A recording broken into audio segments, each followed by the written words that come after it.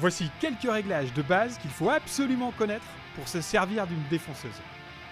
Pour obtenir une qualité de coupe correcte avec une défonceuse, quels sont les leviers? Je vais parler de vitesse de rotation, de profondeur de passe, de vitesse d'usinage, de vibration et d'aspiration.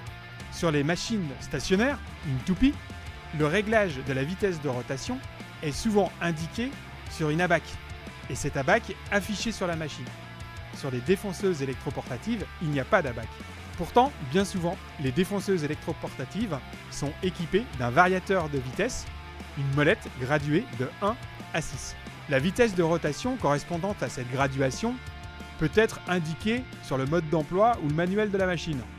Par ailleurs, les fabricants de fraises indiquent la vitesse maximum de rotation. Mais c'est la vitesse maximum. Finalement, toutes ces indications sont assez approximatives. On ne sait pas trop comment régler la vitesse de rotation d'une défonceuse électroportative. Donc, avant d'usiner, il faut faire des essais. Premier type, pour faire des essais, utilisez la même essence de bois que la pièce finale. Deuxième type, faire les essais dans les mêmes conditions d'usinage.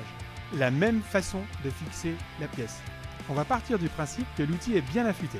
Si la coupe n'est pas nette, la finition mauvaise, essaie en diminuant la profondeur de coupe et en réduisant les vibrations.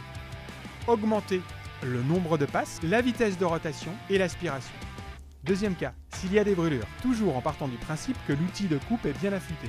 À ce moment-là, diminue la vitesse de rotation.